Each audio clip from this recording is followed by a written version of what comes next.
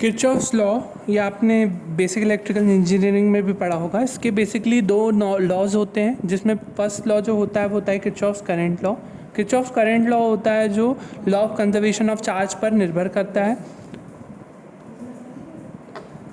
तो इस लॉ के इस नियम के तहत नोड या संधि या जंक्शन हम कहते हैं, संधि या जंक्शन पर आने वाली सभी धाराओं का योग शून्य के बराबर होता है। बीजगणितीय योग हम कह सकते हैं, वो शून्य के बराबर होता है। तो that is the summation of I N यहाँ पे I1 plus I2 plus I3 plus I4 इस प्रकार से होगा, जिसकी वैल्यू 0 के बराबर होगी। तो n की वैल्यू 1 से लेके n तक निर्भर कर सकती है। n यहाँ पर कैसे निर्धारित होगा, जितने परिपथ में जितनी ज़्यादा शाखाएं होंगी n उतना ज़्यादा होगा। जैसे 5 ब्रांचेस वाला सर्किट है तो उसमें 5 धाराएं होंगी अलग अलग। जितनी आपकी ब्रांचेस होगी परिपथ में, करंट उतना ज़्यादा डिवीजन हो जाएगा। तो उस केस के हिसाब से ये n = 1 to n है और n यहाँ पे नंबर ऑफ ब्रांचेस हैं जो कि उस नोड से जुड़े हुए होंगे। या हम दूसरे शब्दों में इसी नियम को हम कह सकते हैं कि जो n जो एंटरिंग अ नोड जो करेंट्स होंगे, sum of currents entering a node, ये एंटरिंग भी हो सकते हैं, लीविंग भी हो सकते हैं। मतलब ये आने वाली धाराएं भी हो सकती है और जाने वाली भी धाराएं हो सकती हैं। तो उसको हम दूसरे शब्दों में हम कह सकते हैं कि नोड या जंक्शन पर आने वाली धाराओं का योग उससे जाने वाली धाराओं के योग के बराबर होता है। The sum of incoming currents is equal to the sum of outgoing currents at node. तो हम इस प्रकार से भी हम इस लॉ को डिफाइन कर सकते हैं। इस लॉ के तहत जो नोड पर आने वाली धाराएं होती है बेसिकली उसको हम पॉजिटिव लेते हैं, और उससे जो जाने वाली धाराएं होती हैं उसको हम बेसिकली नेगेटिव लेते हैं। इस पर्टिकुलर पॉइंट पर हम देख सकते हैं, ये सपोज नोड है और ये अलग अलग ब्रांचेस हैं सर्किट की। हमने एक सिंपल डायग्राम बनाया है। इस पॉइंट पर देख सकते हैं आप I1 आ रहा है, I2 यहाँ से जा रहा है, I3 आ रहा है, I4 आ रहा है और I5 जा रहा है। तो ये एरो से आप समझ जाएंगे। तो आपको एरो के थ्रू देखना है कि कौन सा करंट आ रहा है और कौन सा करंट जा रहा है। तो मैंने कहा था sum of algebraic sum of currents entering a node is equal to 0। Those who enter is taken as positive and those who leaves it will be taken as negative। तो जो करंट्स यहाँ पर आ रहे हैं उन करंट को हम positive लेंगे और जो करंट जा रहे हैं उनको नेगेटिव। जैसे I1 को देखेंगे आप, तो I1 कैसा है, यहाँ पर I1 जो है इस नोड पर आ रहा है तो ये पॉजिटिव होगा, प्लस I2 क्या है, जा रहा है तो ये माइनस होगा, I3 आ रहा है तो ये पॉजिटिव, I4 आ रहा है तो पॉजिटिव, I5 जा रहा है तो नेगेटिव। तो ये क्या हो गया, I1 minus I2 plus I3 plus I4 minus I5। या हम दूसरे शब्दों में हम कह सकते हैं sum of incoming currents is equal to sum of outgoing currents at node. तो यहाँ पर इस नोड पर आने वाली करंट कौन कौन सी है, I1 है, I3 और I4 है। तो I1 plus I3 plus I4 is equal to I2 plus I5।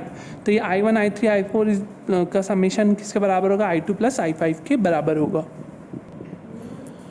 Kirchhoff's voltage law के तहत यह नियम जो है law of conservation of energy पर आधारित है। Law of conservation of energy क्या है, energy that can neither be created nor can be destroyed but it can be converted into one form to another form, that is the law of conservation of energy.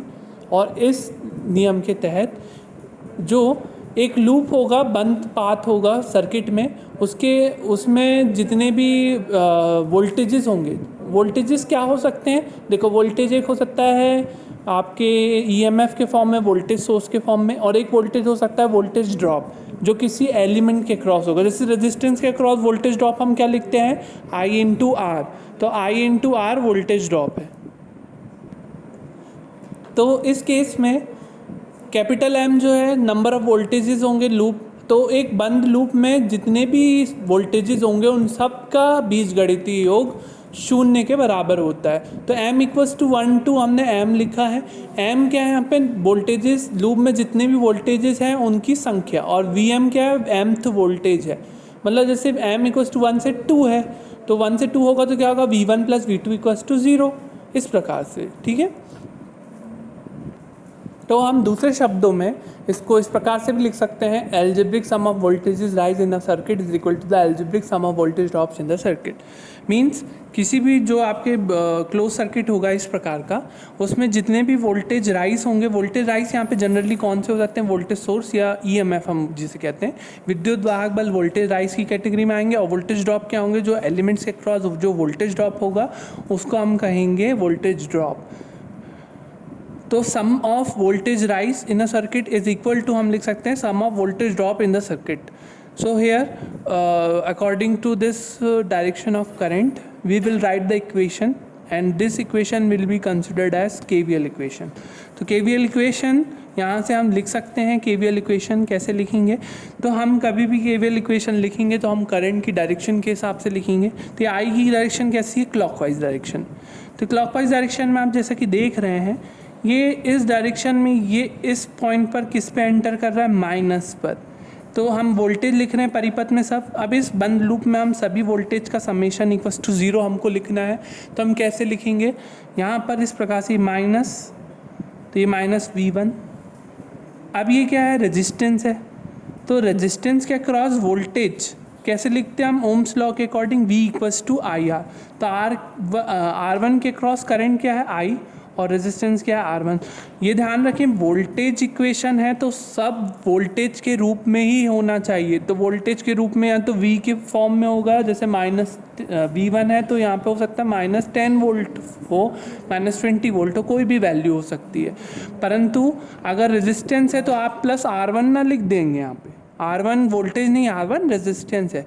If it is multiplied by current then it will be considered as voltage drop. तो -V1 plus IR1 फिर plus IR2 minus of, अब यहाँ पे देखो, यहाँ पर आप आ जाएंगे तो ये करंट इसकी कौन सी टर्मिनल पे आ रहा है, माइनस पे, तो इसको भी हम लिखेंगे -V2 इक्वल्स टू 0।